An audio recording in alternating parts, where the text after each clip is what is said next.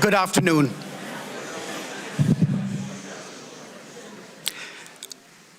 Good afternoon. Namaste, Sat Shri Akal, Assalamu Alaikum. My name is Dr. Munis Farooqi. I'm the director of the Institute for South Asia Studies and the holder of the Sarah Kailath Chair in India Studies. I also am a faculty person in the Department of South and Southeast Asian Studies. Before I proceed any further, can I please ask you to put off your pesky little electronic devices so that they don't ring through the duration of today's talk. Before I go any further, I just want to say, it's extremely rare. In fact, I've been at Berkeley almost 15 years, and it's never happened in my experience before where I walk into a room with a speaker and applause breaks out before they have heard his or her talk.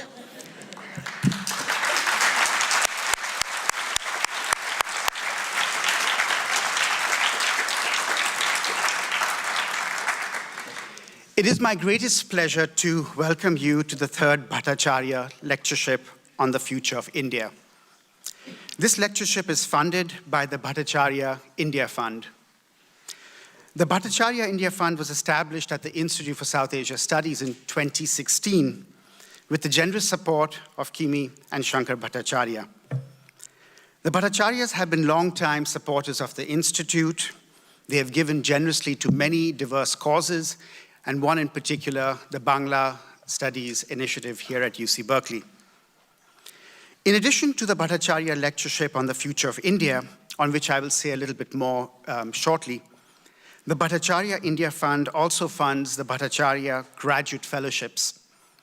These fellowships can be used for either research travel to India or travel in the United States to an India-focused conference. The significance of these graduate student-focused monies cannot be underestimated. You see, at a time of increasing state divestment from public education and a simultaneous denigration of scholarly expertise, nowhere better evidenced in my mind than in recent presidential tweets and other actions lauding the value of personal gut and instincts over acquired knowledge and skill, our graduate students are the next generation of knowledge makers and shapers. They're working hard and finding it hard to not only fund their often groundbreaking research, but also to present it at conferences where they can get feedback or network with others in their respective fields. It is precisely this kind of growing financial vacuum that the Bhattacharya Graduate Fellowships is trying to plug. And so against this backdrop, I'm thrilled to introduce you to the recipients of the 2019 Bhattacharya Graduate Fellowships. They are Ned Dostaler. He's a PhD candidate in the Department of Anthropology. Ned is working on present-day Chennai's urban ecology and its uncertain impacts on the lives of that city's people. Our second recipient is Saurav Ghosh. He's a PhD candidate in the Department of History. Saurav is undertaking a bottom-up study of sovereignty and kingship using the prism of zamindari kingdoms in 18th century India. And our final recipient is Piyush Panigrahi. Piyush is a PhD candidate in the Department of Economics and is working on problems surrounding geography and supply chain organization in contemporary India. If Ned, Saurav, or Piyush are in the audience, can I please ask them to stand up and acknowledge our applause?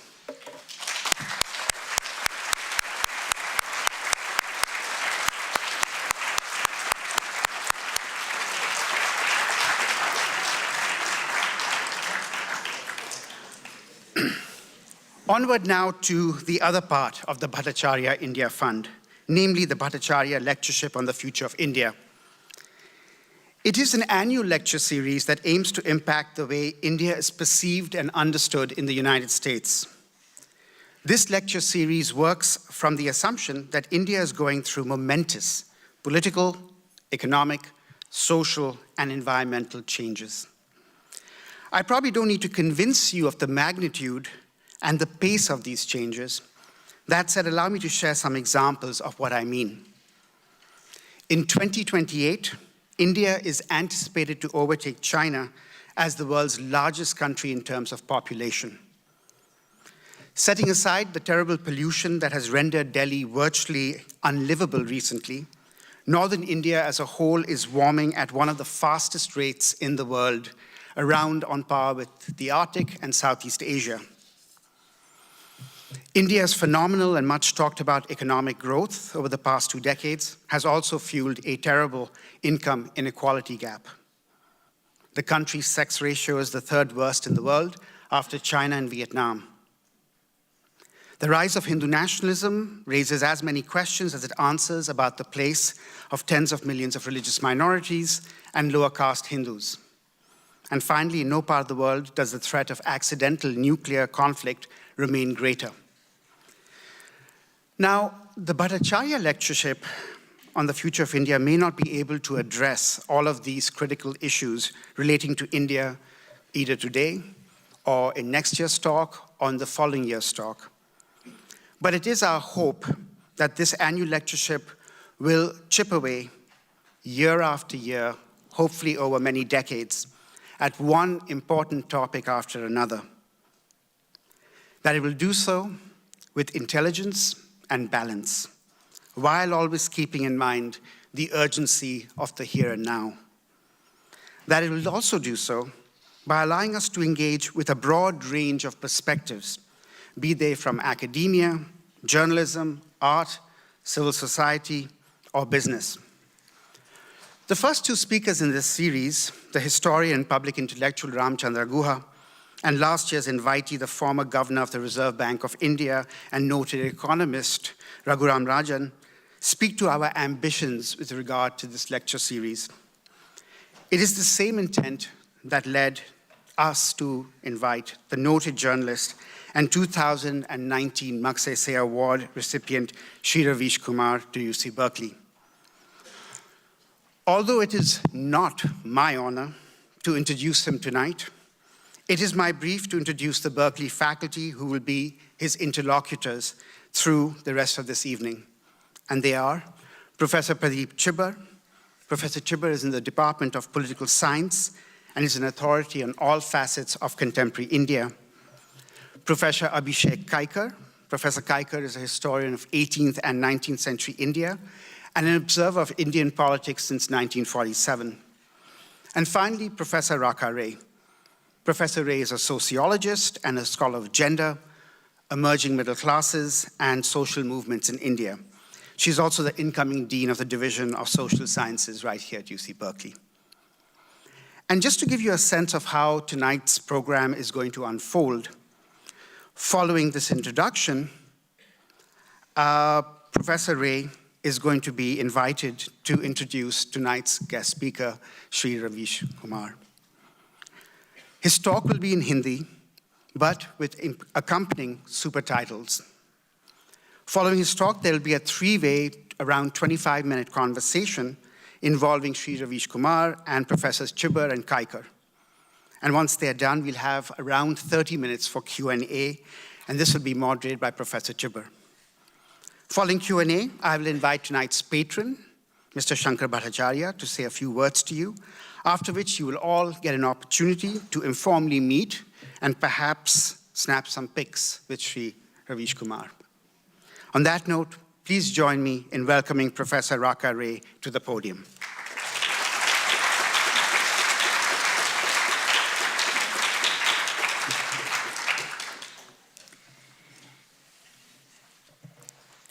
It seems inadequate to introduce Ravish Kumar as the host of an immensely popular Hindi TV news program, or as a journalist, or as an author, or as Wikipedia describes him, a media personality.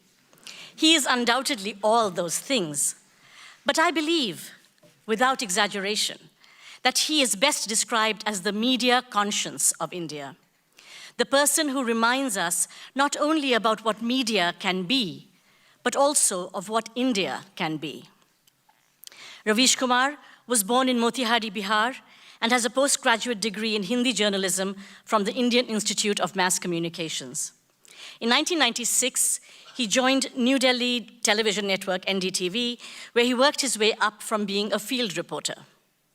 After NDTV launched its 24-hour Hindi language news channel, he was given his own daily show, Prime Time. Today, he is NDTV India's managing editor, and in a few short years, he has become one of the best-known faces of opposition to the Hinduization of every aspect of Indian life, the standard bearer for an old-fashioned media which derives its stories not from the interests of the government, but from the interests of the people. And a journalist who takes seriously the role of media as the fourth pillar of democracy. In the last few years, Ravish Kumar has won not just the Magsaysay Award, Asia's highest award, which celebrates transformative leadership, but also the Ramnath Goenka Excellence in Journalism Award, the Gauri Lankesh Award, named after slain journalist Gauri Lankesh, the first Kuldeep Nair Journalism Award, and the Ganesh Shankar Vidyarthi Award for Hindi journalism and creative literature from the President of India.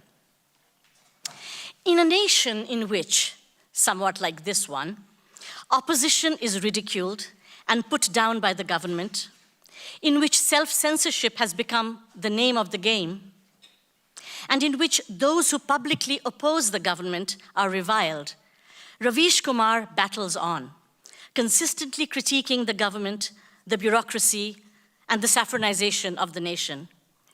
He speaks out about the WhatsAppization of information, the ways in which media has moved from being conveyors and analysts of news to being instigators of violence and what he calls mob multipliers.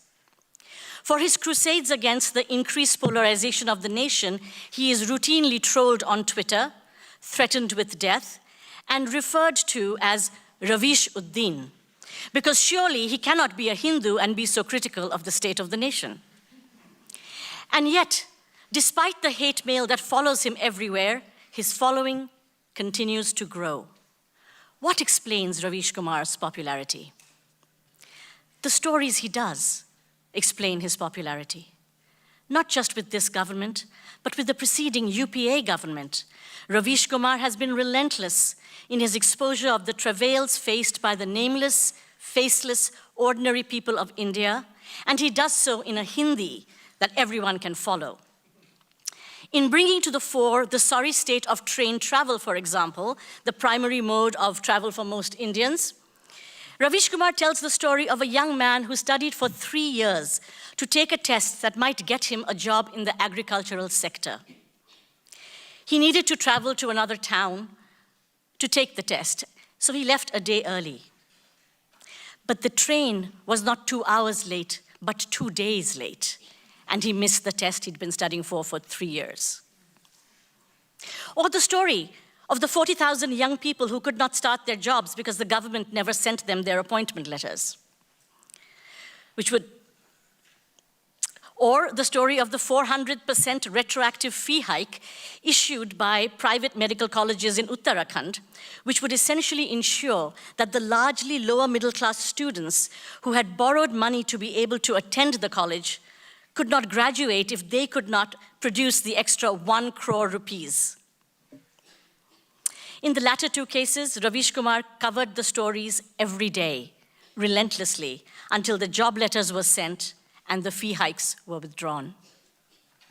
Ravish Kumar makes the invisible visible, gives what are otherwise seen as problems of nameless, faceless people someplace else. He gives them names, faces, and locations. And most of all, he strives to bring to those who have long given up on their ability to get justice, the justice they deserve. But it is time for you to hear his thoughts in his own words. Please join me in thanking Ravish Kumar for his work and in giving him the warmest Berkeley welcome.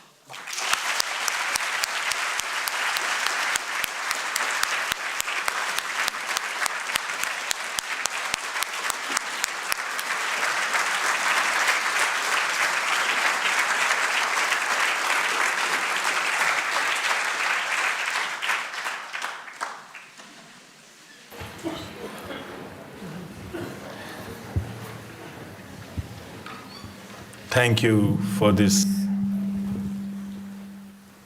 heart-touching welcome.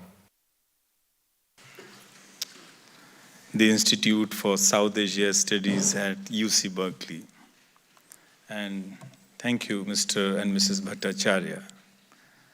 I would like to say one word in Bhojpuri in honor of Mrs. Bhattacharya. I know no one would be able to understand, but it's a simple one line. In Bhojpuri, it's my mother tongue also. हमनी के पुरनिया बहुत सहले बाड़े. Our ancestors were same, but they had to face a lot of ordeal. So I acknowledge your history, your memory. Now I begin. I will say 2-3 lines in English and then I will start in Hindi also. Just to summarize what I am going to say here. You cannot build the future of a nation on the foundation of hate ideology of communalism. India is not about decking up a stadium like a gaudy and loud set of Hindi TV soap opera. This kind of display does not imply India's arrival on the world stage. The ideological underpinnings of Godse worship and lynch mob is the same. Ideologies that will only help back and help it embark onto a century of progress. Although Gandhi is visible on posters, let there be no doubt that Gandhi as an idea is being erased from the collective memory of Indians.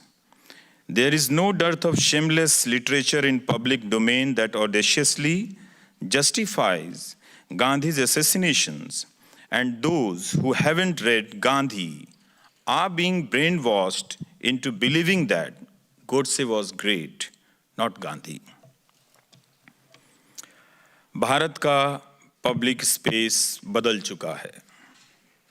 इस public space में नाथूराम गोडसे की नए सिरे से वापसी हुई है. गोडसे भारत के आपराधिक इतिहास का पहला ऐसा हत्यारा है जो एक विचारधारा की सतह के नीचे अनौपचारिक रूप से स्थापित रहा है. Godse is the first assassin in India's criminal history to have been informally established under the surface of an ideology. आज जब वही विचारधारा भारत के पब्लिक स्पेस को डोमिनेट कर रही है, गोडसे अपने आप हीरो की तरफ वापसी कर रहा है. उसके आसपास या उससे जुड़े लोगों का महिमा मंडन किया जा रहा है. सावरकर के भारत रत्न की बात सिर्फ सावरकर के लिए नहीं हो रही है, इसलिए भी हो रही है कि सावरकर की बात होने से गोडसे की बात होने लगती है. दोनों की बात करने वाले वही हैं जो गांधी जयंती पर झाड़ू लगाने की औपचारिकता की तस्वीर खिंचाते हैं. हमें यह भ्रम में नहीं रहना चाहिए कि गोडसे मार्जिन पर है. वो आज के मेन स्ट्रीम का पार्ट है, पब्लिक स्पेस में एक बड़ा स्पेस रखता है. मेन स्ट्रीम की कई परतें होती हैं. हमें पहचानना होता है कि ऊपरी परत की निचली परत से कितने गहरे संबंध हैं. These are the slides. You can take it as a proof whatever I am saying, though they are very minuscule, very less number is here, but I can give you in a lakhs. But main stream की कई परतें होती हैं. हमें पहचानना होता है कि ऊपरी परत की निचली परतों से कितने गहरे संबंध हैं. आपको जानने को मिलेगा कि जो लोग निचली सतह पर गांधी की हत्या को सही ठहराने की सामग्री बांटते हैं, पैम्फलेट, मीम, गांधी की तस्वीर लगाकर गाली लिखते हैं ताकि विरोधी को निशाना बना सकें, गांधी की मूर्ति पर गोली चलाकर गोडसे बनते हैं, ये वही लोग हैं जो खुद को उस विचारधारा का हिस्सा मानते हैं जिसका राष्ट्रीय स्वयंसेवक संघ और बीजेपी से संबंध है। औपचारिक रूप से इनका कोई भी नेता गोडसे को नेता नहीं मानता है, उसे सही नहीं कहता, कभी नहीं। अनौपचारिक रूप से, अनऑफिशियली, इनफॉर्मली, अनौपचारिक रूप से इन्हें नेता बनाने वाले बहुत से कार्यकर्ताओं और समर्थकों के बीच गोडसे की मौजूदगी गहरी पड़ताल की मांग करती है। Godse's presence among the many activists and supporters who informally make him a leader demands deep scrutiny. Godse के बहाने हम गांधी की हत्या से नॉर्मलाइज किए जा रहे हैं। गांधी की हत्या एक विचारधारा की हत्या थी। 30 जनवरी 1948 को जब गांधी की हत्या हुई तो आरएसएस की छवि खराब हुई, लोग उसके खिलाफ हो गए, तब कोई उनके साथ नहीं आया।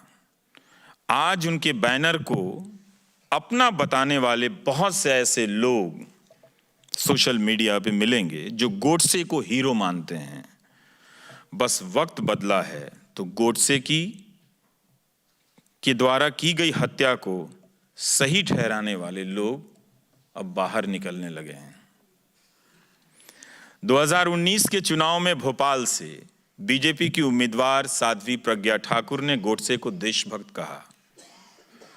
साध्वी की जुबान नहीं फिसली थी, जुबान प्रधानमंत्री की फिसल गई जब वे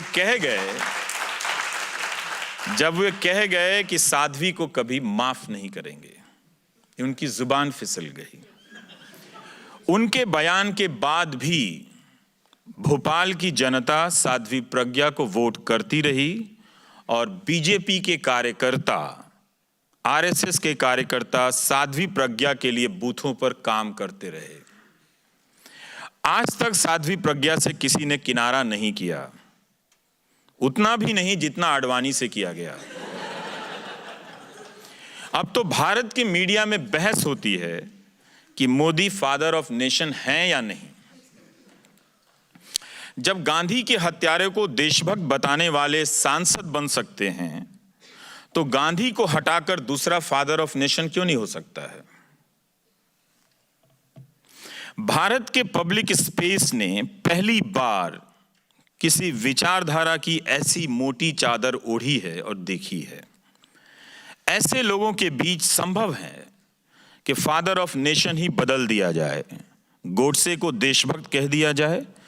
जैसे बॉलीवुड की फिल्मों में अस्पताल में बच्चा बदला जाता था, भारत के पॉलिटिकल स्पेस में फादर ऑफ नेशन बदला जा रहा है। Thank you. अगर आप गांधी को लेकर मेन स्ट्रीम का विश्लेषण करेंगे तो कई लेयर आपको दिखाई देंगे। एक तरफ आपको सब कुछ गांधी गांधी दिखेगा, प्रधानमंत्री मोदी की चरखा काटते हुए तस्वीर दिखेगी, दिल्ली के कनॉट प्लेस में बड़ा सा स्टील का चरखा दिखेगा जिसे गांधी कभी पसंद नहीं करते। प्रधानमंत्री मोदी न्यूयॉर्क टाइम्स के एडिटोरियल पेज पर गांधी पर लेख लिख रहे हैं 2 अक्टूबर के दिन, और उसी अखबार के पहले पन्ने पर छपी कश्मीर की खबरों को नजरअंदाज करते हुए अपने लेख में जिक्र तक नहीं करते हैं कि कश्मीर के बारे में गांधी की क्या राय थी। गांधी क्यों कश्मीर को मिसाल की तरह विभाजन के वक्त, पार्टीशन के टाइम पेश करते थे कि वहां विभाजन के वक्त दंगा नहीं हुआ।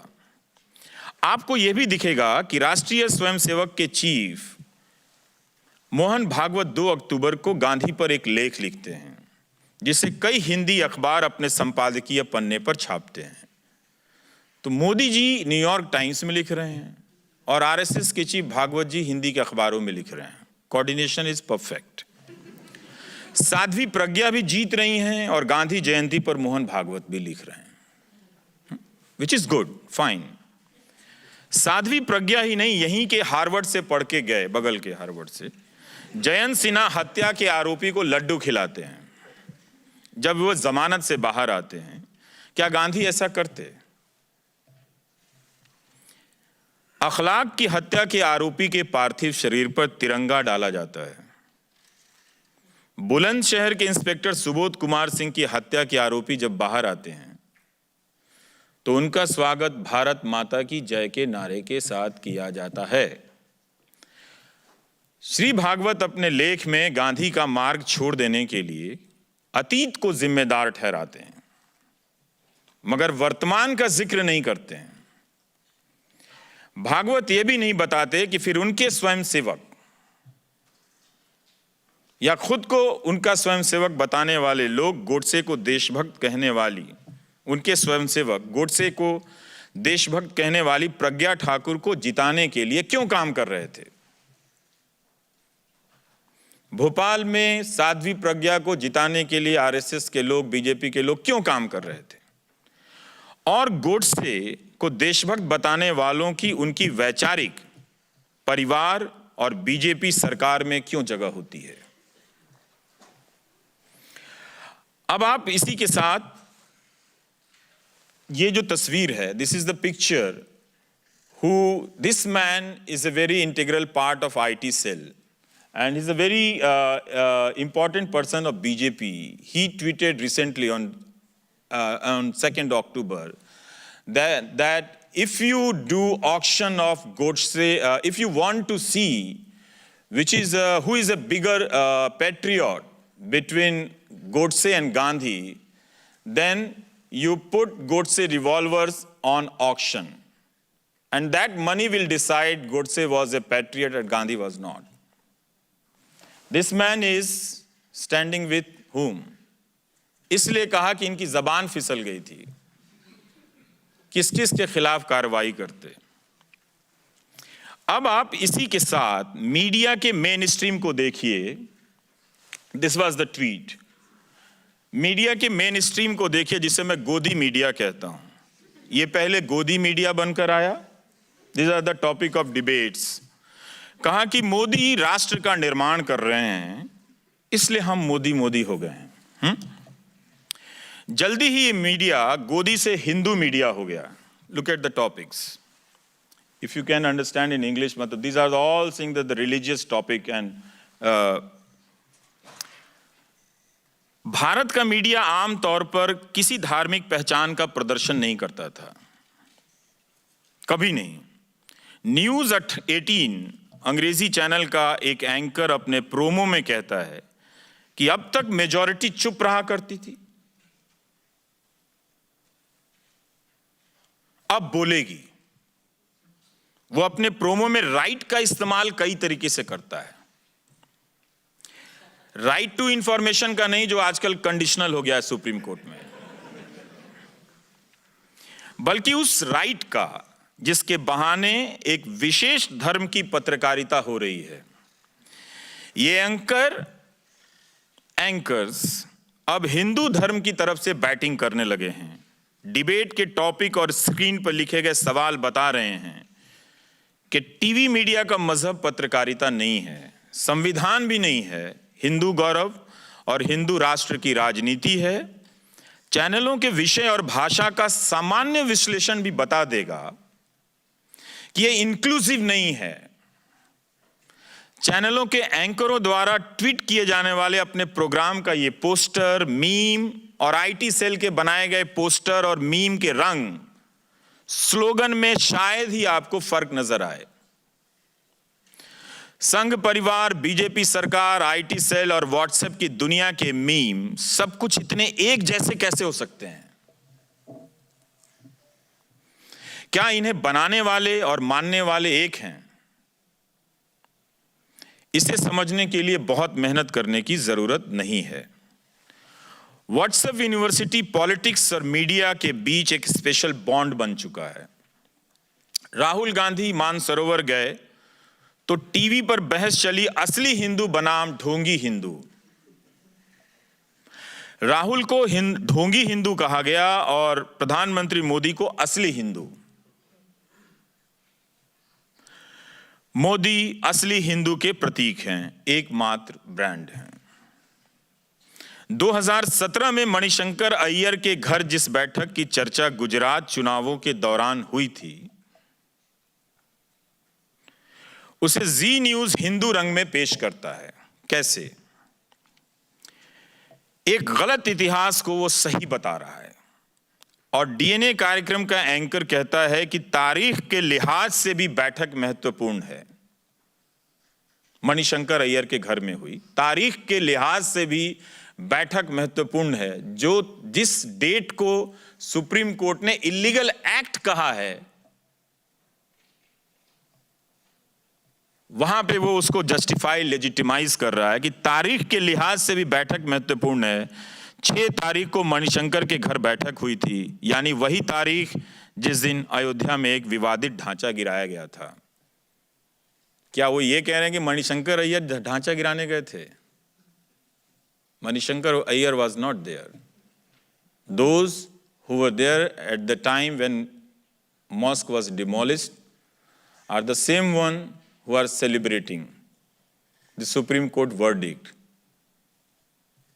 In spite of the fact that Supreme Court has said that 92 demolition was an illegal act. जिस दिन प्रधानमंत्री मोदी गांधी पर न्यूयॉर्क टाइम्स में एडिटोरियल लिख रहे थे, उसी दिन भारत में ट्विटर पर गोडसे अमर रहे ट्रेंड कर रहा था।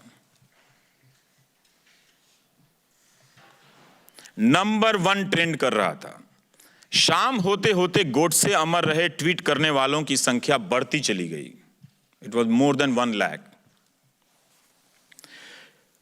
ट्वीट करने वालों की प्रोफाइल में बहुत लोगों ने शान से लिखा था कि वे मोदी के फैन हैं, संघ के सदस्य हैं, हिंदू राष्ट्र चाहते हैं, राम मंदिर चाहते हैं। ये सारे वो मुद्दे हैं जो संघ परिवार और बीजेपी सरकार के बंच ऑफ थॉट से लिए गए हैं, जिन्हें मैं नेशनल सिलेबस कहता हूं, जिस पर भारत का मीडिया हर दिन किसी ना किसी बहाने डिबेट करता है ताकि हिंदू गौरव और हिंदू राष्ट्र की राजनीति का मेन स्ट्रीम बन सके। आज वो मेन स्ट्रीमाइजेशन हो चुका है, कंप्लीट हो चुका है। ये रिलीजियस मेन स्ट्रीम है जहां गांधी का सम्मान स्वच्छता मिशन के नाम तक ही सीमित रह गया है। फरवरी 2019 को झारखंड सरकार की बच्चों के लिए एक पत्रिका पंख में गांधी के हत्यारे का नाम नहीं लिया जाता है। पेज नंबर 29 पर गांधी जी के अंतिम दिन नामक लेख में कहा जाता है कि गांधी की हत्या हृष्ट पुष्ट व्यक्ति करता है। someone who killed was a very healthy man, physically very healthy man. उसका नाम नहीं दिया जाता हु किल्ड गांधी। गुजरात सरकार की मदद से चलने वाले निजी स्कूलों में 9वीं कक्षा में सवाल आता है कि गांधी जी ने आत्महत्या कैसे की। 27 मई 2019 को मुंबई बीएमसी कमिश्नर निधि चौधरी ट्वीट करती हैं कि गांधी की तस्वीर नोट से हटा देनी चाहिए, पूरी दुनिया से मूर्ति हटा देनी चाहिए। Another project. हमारी तरफ से यही सच्ची श्रद्धांजलि होगी। She is an Indian administrative service officer. शुक्रिया Godse. And she ends her tweet with that. बाद में उन्हें अपना बयान वापस लेना पड़ा, लेकिन उनके पहले ट्वीट से समझा जा सकता है कि गांधी की हत्या को सही ठहराने का मेन स्ट्रीम कितना प्रभावशाली हो चुका है। 2 days before this one line I am adding, Nora, 2 दिन पहले ग्वालियर में, मध्य प्रदेश के ग्वालियर में कुछ लोगों ने गोडसे का बलिदान दिवस मनाया। 70वां बलिदान दिवस, जिस दिन गोडसे की फांसी हुई थी। और मध्य प्रदेश सरकार से कहा कि गोडसे के बारे में, महान गोडसे के बारे में पढ़ाया जाए। This if you can translate. या ओके, या really that some people were saying that the day Godse was assassinated, the day Godse was executed or hung, that day should be celebrated as a day of national sacrifice. Sacrifice. या 30 जनवरी 2019, 30 जनवरी, please stay on this picture. 30 जनवरी 2019 अलीगढ़, पूजा शकुन पांडे गांधी की तस्वीर पे, we had a video also, Gandhi की तस्वीर पे गोली चलाती हैं, पीछे लगे गुब्बारे से खून निकलता है। और इस तरह गांधी की एक बार फिर से हत्या होती है और उसके बाद मिठाई बांटी जाती है वहां पे। गांधी को गोली मारना और मारते हुए वीडियो बनाना नॉर्मल हो गया है। मुमकिन है स्कूलों की फैंसी ड्रेस पार्टी में अब बच्चा नाथूराम गोडसे भी बनकर जाएगा, वो आपका ही होगा। हम 30 जनवरी को शहीद दिवस के रूप में जानते थे। उस दिन सायरन बजता था और मौन रखते थे। अब वो प्रथा कब बंद हो गई पता नहीं। इसकी जगह 30 जनवरी को सोशल मीडिया के एक दायरे में शौर्य दिवस के रूप में मनाया जाता है गोडसे के लिए। गांधी की हत्या शौर्य यानी बहादुरी का काम था। Well done India. ऐसा मानने वाले लोग अपनी आवाज बुलंद करने लगते हैं। पूजा शकुन पांडे कोई सामान्य कार्यकर्ता नहीं है। इनके फेसबुक पेज से पता चलता है कि जब 19 मार्च 2017 को लखनऊ में योगी आदित्यनाथ मुख्यमंत्री पद की शपथ ले रहे थे, तब पूजा आगे बैठी थी और बिहार के उप मुख्यमंत्री सुशील मोदी उनके पीछे बैठे थे। बीजेपी के दूसरे बड़े नेता उमा भारती और शिवराज सिंह चौहान के साथ भी उनकी तस्वीर है। पूजा को एक बड़े हिंदी चैनल में 3 तलाक के मसले पर डिबेट के लिए बुलाया जाता है। अंग्रेजी चैनल की एक रिपोर्टर उनके घर जाकर इंटरव्यू करती है। जाहिर है पूजा शकुन पांडे का वैचारिक खेमा वही है जिसके बड़े नेता आजकल गांधी को महान बताने के लिए न्यूयॉर्क टाइम्स में एडिटोरियल लिखते हैं। गांधी की मूर्तियां स्थापित करते हैं, फ्लाईओवर के नीचे और कनॉट प्लेस के मैदान में बड़ा सा चरखा लगवाते हैं। स्वच्छता का अभियान भी गांधी के नाम पर है। कितना कुछ है। लेकिन उन्हीं बड़े नेताओं के नीचे गांधी को मारने वाले गोडसे को हीरो की तरह पूजा जाता है, बल्कि पब्लिक में उसे हीरो बनाने की धारा भी कहीं से कमजोर दिखाई नहीं देती है। पूजा और उनके पति अशोक पांडे को गिरफ्तार किया गया था। अशोक पांडे अखिल भारतीय हिंदू महासभा नाम के एक अलग सा संगठन है जिसके अध्यक्ष हैं। इसी 8 अक्टूबर को विजयादशमी के दिन अलीगढ़ में अशोक पांडे ने पत्रकारों के एक सवाल के जवाब में बयान दिया। सवाल था कि जब पुलिस है, प्रशासन है, तो फिर आप हथियार क्यों रखते हैं? जवाब है कि देखिए, जब भी मौका आया हमने चूंकि शस्त्रों के प्रति श्रद्धांजलि दे दी है, मतलब उसको अबैंडन कर दिया है। गांधी जी के अहिंसा के पथ पर चलकर हिंदू ने हमेशा मात खाई है। जब भी हमारे देश में दंगे होते हैं हिंदू हमेशा मार खाता है। Another narrative. एक विशेष वर्ग हमारे ऊपर छुरा लेकर, अन्य शस्त्र लेकर आक्रमण करता है। हम चूंकि शस्त्रों को तिलांजलि दे चुके हैं, we have abandoned the arms, इसलिए दंगों में हमारे लोग मारे जाते हैं। पुलिस जब आती है तब लाश उठाने का क्रम आता है। मैं हिंदू से आज के दिन अपील करता हूं कि शस्त्र चाहे कैसा भी हो, वैध हो या अवैध हो, इल्लीगल हो या इल्लीगल हो, जरूर रखें।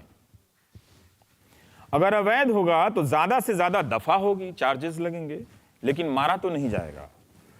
हमारे सावरकर जी ने सैन्य शिक्षा अनिवार्य की थी। Hinduised the politics and militarise the Hindu. ऐसे बयानों को सुनकर हमारी पहली प्रतिक्रिया यह होती है कि ये फ्रिंज हैं, छोटे मोटे लोग हैं, इतने बड़े देश में आप चर्चा क्यों कर रहे हैं। मगर अशोक पांडे और उनकी पत्नी की बीजेपी के बड़े नेताओं के नजदीक होना और बीजेपी के प्रिय विषय 3 तलाक जैसे मामलों में प्रवक्ता बनकर चैनलों में आना बताता है कि ये उस विचारधारा से इतने भी अलग नहीं है जो इस वक्त हिंदुस्तान की राजनीति में डोमिनेंट है। यह बात तब और साफ हो जाती है जब हम इसी 2 अक्टूबर को ट्विटर पर गोडसे अमर रहे ट्रेंड कराने वालों की प्रोफाइल देखते हैं। थोड़ा सा बताता हूं वो क्या लिखते हैं।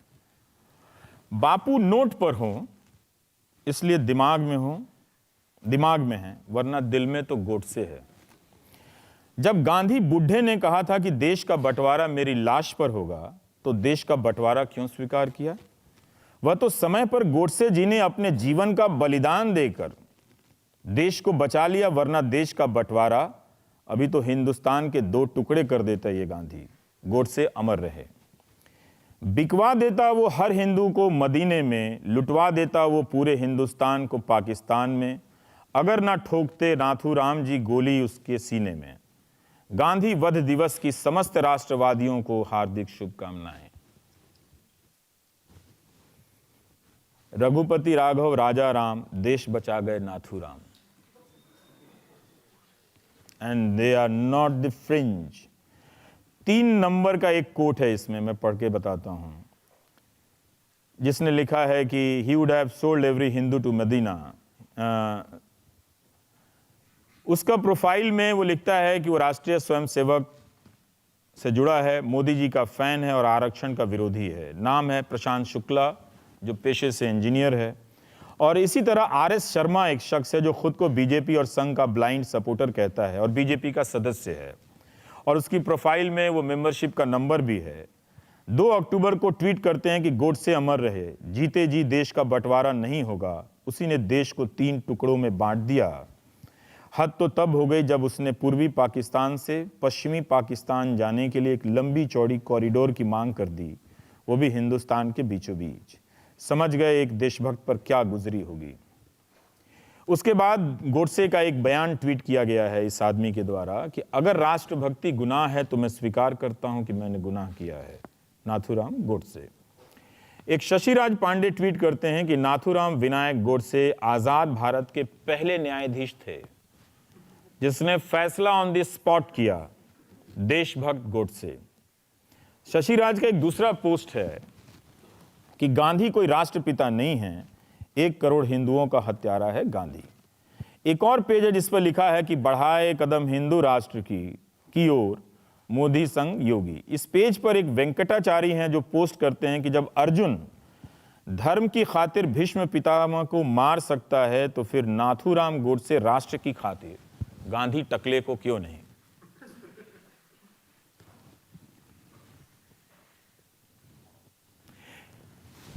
इस स्केच में गांधी को राज सिंहासन पर बैठा दिखाया गया है। बैकग्राउंड का रंग हरा है, which is associated with Islam in public perception, although there is nothing relation with this color. Gandhi की गोद में मुसलमान है जिसे वो पोटली में धन दे रहे हैं, पैसा दे रहे हैं, और हिंदू नीचे मरा पड़ा है, उसकी पीठ पर गांधी की लाठी धंसी है। फिर लिखा है रियलिटी ऑफ 1947। अब निर्णय लें गोडसे सही था या गांधी।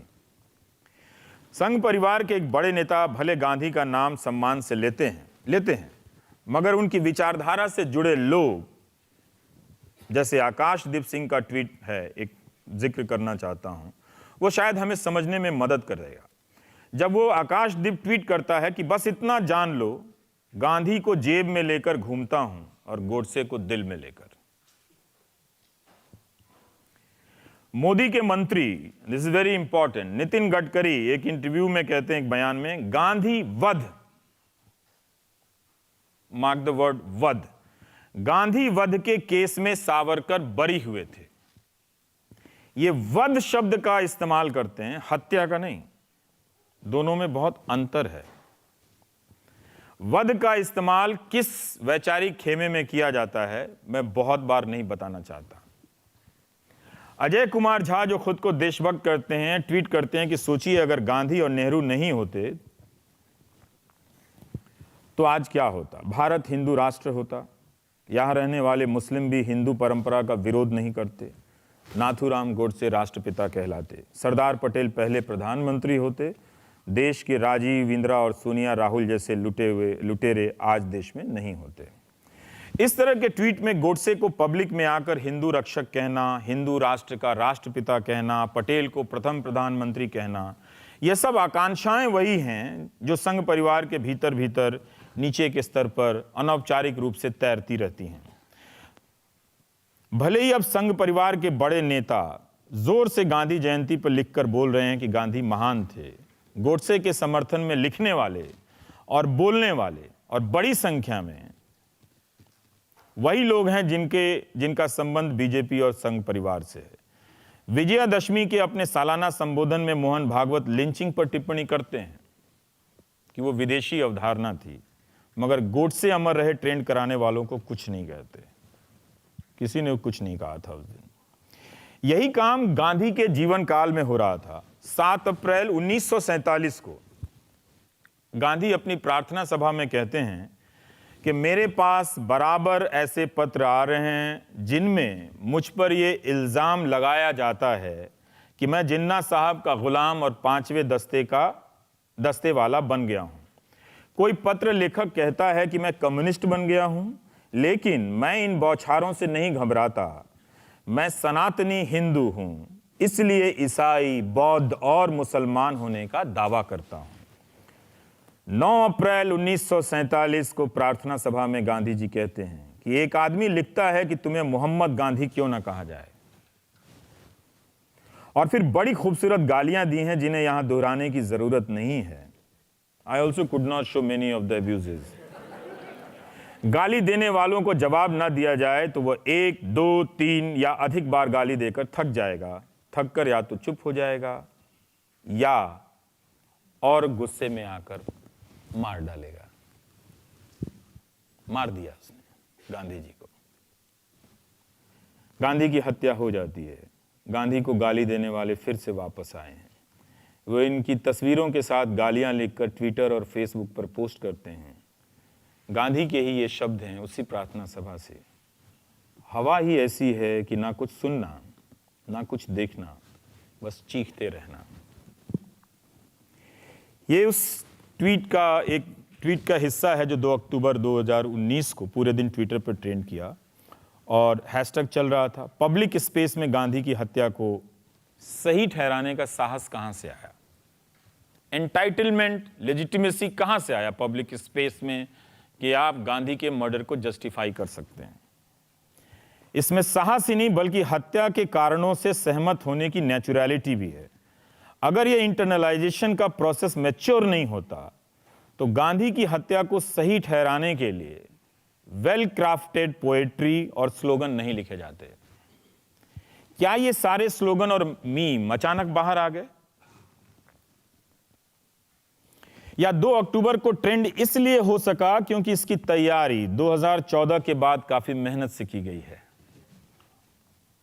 बड़े नेता भले गांधी का नाम लेते रहे मगर उनके समर्थकों के बीच गोडसे अचानक लोकप्रिय नहीं हुआ। गोडसे को हीरो मानने वालों के लिए स्पेस बनाया गया। अब वो स्पेस बड़ा हो गया है। 2014 के बाद जब आईटी सेल प्रभावशाली हुआ तो उसका काम सोशल मीडिया पर सिर्फ असहमति के स्पेस को कुचलना नहीं था बल्कि अपने वैचारिक प्रतीकों को भी स्थापित करना था। इसके लिए सबसे पहले नेहरू पर चौतरफा हमला हुआ। प्रधानमंत्री और बीजेपी के बड़े नेता नेहरू पर पॉलिटिकल अटैक कर रहे थे, लेकिन उनकी शह पाकर व्हाट्सएप की दुनिया में नेहरू को लेकर हर दिन झूठ फैलाया जाता रहा, जिसमें सबसे प्रमुख था नेहरू को मुसलमान बनाना। जो गांधी के लाइफ में गांधी को मुसलमान बनाया जा रहा था, जो मुझे रवीश से रवीशुद्दीन बना रहे थे। नेहरू को मुसलमान के रूप में क्यों स्थापित किया गया? Nehru could be a failure, disaster. Why he was projected as a Muslim? Think about this.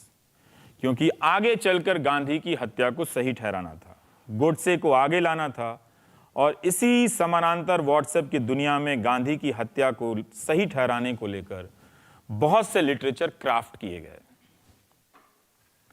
Create किए गए और इनका पैटर्न देखकर लगता है कि लिखने वाले को हिस्ट्री की अच्छी जानकारी है, तभी वो मैनिपुलेट कर रहा है। वो इतिहास जानते हैं, इनके पास साहित्य की भी समझ है, वे कविता को समझते हैं, उसके मैट्रिक्स को समझते हैं। बस अपने इस स्किल का इस्तेमाल गांधी की हत्या को सही ठहराने के लिटरेचर में करते हैं, क्रिएट करने में। फेसबुक की दुनिया से मुझे एक कविता मिली जो मैं आपके सामने अब पढ़ना चाहता हूं, और जो लोग भी हिंदी समझते हैं उस कविता को ध्यान से सुने कि ये प्रोसेस ऑफ इंटरनलाइजेशन कितना डीप है। ऐसी कविता वही लिख सकता है जो गोडसे की विचारधारा में डूबा हुआ है। इस कविता में सिर्फ सही ठहराने की बात नहीं है बल्कि गांधी की हत्या का अभ्यास भी है, प्रैक्टिस, जो पूजा शकुन पांडे कर रही थी। यही वो अभ्यास है जो गांधी के आदर्शों की हत्या करते समय किसी पहलू खान को या तबरेज अंसारी को या फिर सुबोध कुमार सिंह को गांधी समझकर मार देता है। अब मैं कविता पढ़ता हूं। माना गांधी ने कष्ट सहे थे अपनी पूरी निष्ठा से, माना गांधी ने कष्ट सहे थे अपनी पूरी निष्ठा से, और भारत प्रख्यात हुआ उनकी अमर प्रतिष्ठा से। किंतु अहिंसा सत्य कभी अपनों पर ही ठन जाता है, घी और शहद अमृत है पर मिलकर विष बन जाता है। अपने सारे निर्णय हम पर थोप रहे थे गांधी जी, तुष्टीकरण के खूनी खंजर घोंप रहे थे गांधी जी। भारत के इतिहासकार थे चाटुकार दरबारों में, अपना सब कुछ बेच चुके थे नेहरू के परिवारों में। आजादी का श्रेय नहीं है गांधी के आंदोलन को, आजादी का श्रेय नहीं है गांधी के आंदोलन को। यह कविता है गोडसे को जस्टिफाई करने के लिए। इन यज्ञों का हव्य बनाया शेखर ने पिस्टल गन को। हिंदू अरमानों की जलती एक चिता थे गांधी जी, हिंदू अरमानों की जलती एक चिता थे गांधी जी। कौरव का साथ निभाने वाले भीष्म पिता थे गांधी जी। अपनी शर्तों पर इरविन तक को भी झुकवा सकते थे, भगत सिंह की फांसी को 2 पल में रुकवा सकते थे। मंदिर में पढ़कर कुरान वो विश्व विजेता बने रहे, ऐसा करके मुस्लिम जनमानस के नेता बने रहे। एक नवल गौरव गढ़ने की हिम्मत तो करते बापू, एक नवल गौरव करने की हिम्मत तो करते बापू, मस्जिद में गीता पढ़ने की हिम्मत तो करते बापू। गांधी जी की पाक परस्ती पर जब भारत लाचार हुआ, तब जाकर नाथू बापू वध को मजबूर हुआ। वध, नितिन गडकरी से वध को मजबूर हुआ। अगर गोडसे की गोली उतरी ना होती सीने में, तो हर हिंदू पढ़ता नमाज फिर मक्का और मदीने में। यह कोई साधारण कविता नहीं है। गांधी अपनी हत्या के आखिरी साल में मस्जिद में गीता पढ़ने की बात कहते हैं, फिर कहते हैं कि मैं किसी को ठेस नहीं पहुंचाना चाहता। कविता लिखने वालों को इसका पता है, उसने वही प्रार्थना प्रवचन पढ़े हैं जो मैं पढ़कर आया हूं। तभी वो लिखता है कि मस्जिद में गीता पढ़ने की हिम्मत तो करते बाबू। इस कविता में सिर्फ गांधी की हत्या को सही नहीं ठहराया जा रहा, बल्कि उस दौर के इतिहास को भी विस्थापित किया जा रहा है, चेंज किया जा रहा है। ऐसे सैकड़ों लिटरेचर आपको मिल जाएंगे। तो हाल फिलहाल में आप जो व्हाट्सएप यूनिवर्सिटी में फैलाए जा रहे हैं, फेसबुक पर, ट्विटर पे, कोई स्क्रीनिंग नहीं है इनकी। गोडसे को हीरो बनाया जा रहा है। गांधी भारत के लोकतंत्र की आत्मा हैं। कोई गरीब भी उन्हें याद कर सरकार के खिलाफ खड़ा हो जाता है, धरना देने लगता है, सवाल करने लगता है। लाखों लोग अपने जीवन में गांधी को दोहराते हैं, भले ही वो गांधी नहीं बन पाते। उस गांधी को विस्थापित किया जा रहा है ताकि लोगों के बीच से लोकतंत्र की आत्मा खत्म कर दी जाए। उन्हें हत्या के समर्थन में खड़ा किया जा सके ताकि वे कश्मीर में 100 दिनों तक इंटरनेट के शटडाउन होने पर चुप रहें, अखलाक की हत्या के आरोपी पर तिरंगा डाल सकें और बुलंदशहर के इंस्पेक्टर की हत्या के आरोपी के रिहा होने पर भारत माता की जय के नारे लगा सकें और उसकी मूर्ति बना सकें। आमतौर पर कविताएं हत्या के खिलाफ लिखी जाती हैं दुनिया भर में। गोडसे इतना बड़ा नायक हो गया कि उसे सही बताने के लिए कविता लिखी जा रही है। हत्या के समर्थन में लिखी गई कविताओं पर अलग से आप लोग रिसर्च कीजिए। हमारी सेंस ऑफ हिस्ट्री इतिहास के क्लासरूम में नहीं बनती है, सड़क पर बनती है, पॉलिटिक्स से बनती है। इस बात को व्हाट्सएप यूनिवर्सिटी समझ गई। उन्हें पता चल गया कि हिस्ट्री की डिमांड बहुत है और बर्कले से भी कम हिस्ट्री प्रोड्यूस होते हैं, सप्लायर कम हैं, इसलिए अमित शाह हमारे गृह मंत्री डबल रोल में आ गए हैं। वे हिस्ट्री की बात कर रहे हैं, गृह मंत्री तो हैं ही, इतिहासकार पर भी अब की बात कर रहे हैं। जो उस कविता में हमला किया गया कि भारत के इतिहासकार थे चाटुकार दरबारों में, अपना सब कुछ बेच चुके थे नेहरू के परिवारों में। जून 2018 कोलकाता में बंकिम चंद्र चटर्जी की 180वीं जयंती पर अमित शाह ने 30 मिनट का भाषण दिया। और इसी महीने उन्होंने गुप्त वंश पर हुए एक सेमिनार में हिस्सा लिया जो बनारस हिंदू यूनिवर्सिटी में हुआ। Is a new historian. आपको यह हिस्सा बताना चाहता हूं ताकि आपको पता चले कि हिंदू अरमानों का कोई एक सोर्स नहीं है। वो हमेशा गोलवलकर या सावरकर ही नहीं है। वह सुविधा के हिसाब से कुछ भी हो सकता है।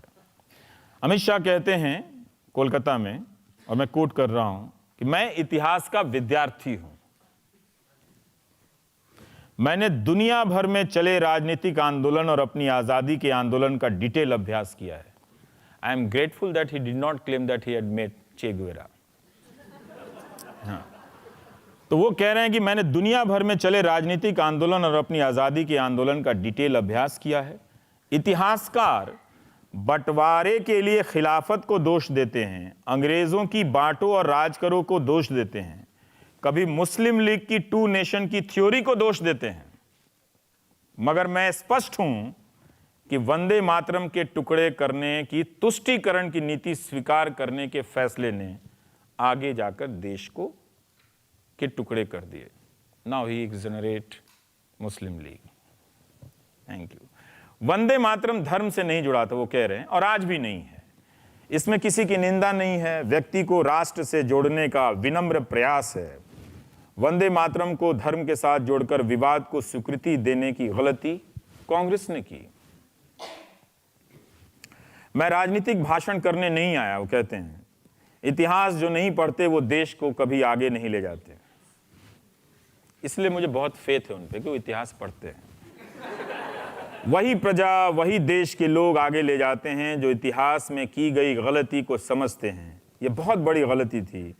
वंदे मातरम को नहीं तोड़ा गया होता तो देश का विभाजन नहीं होता। ये सारे शब्द अमित शाह के हैं। वे मुस्लिम लीग और अंग्रेज़ों को भी माफ़ कर देते हैं, सावरकर के 2 नेशन थ्योरी को भी बात नहीं करते, वंदे मातरम तक बात ले जाते हैं। एक दिन वो ये भी कह देंगे कि कांग्रेस और गांधी ने भारत की आज़ादी की लड़ाई नहीं लड़ी, जो कविता में कही गई है। गांधी राष्ट्रपिता नहीं थे, मोदी जी राष्ट्रपिता हैं। भारत के इस मेन स्ट्रीम का भी क्रिटिकल अध्ययन नहीं हुआ है। जो बात मीडिया में आ रही है, नेताओं की जुबान से झलक रही है, वो कहां से आ रही है, इसकी यात्रा समझनी होगी। उसके क्या क्या इंटरलिंकेजेस हैं, वर्ड्स के, स्लोगन के, इमेजेस के। गांधी का नाम लेते लेते गोडसे का नाम कैसे आ जाता है, हमें समझना होगा। गोडसे के बहाने भारत में बहुसंख्यक के बीच हत्या की संस्कृति को लेजिटिमाइज किया जा रहा है। ये वो टॉनिक है जिसे मर्दाना कमजोरी के शिकार लोगों के बीच कोई ठग बांट कर चला गया है, और हम देखते जा रहे हैं। और ये जो 2 तस्वीरें हैं, गोडसे को भारत रत्न, सावरकर को भारत रत्न, हम आज यहाँ पहुँच गए हैं। तो अगर आप इन दोनों के इंटर रिलेशन को अगर आप समझते हैं तो उम्मीद है कि आज आप, मैंने जो कहा उसे आपने समझा होगा। बहुत बहुत शुक्रिया आप सभी का। बस इतना कहना चाहता हूँ, like as you say here in America, America needs to get rid of gun culture. India needs to get rid of Godse culture. Thank you.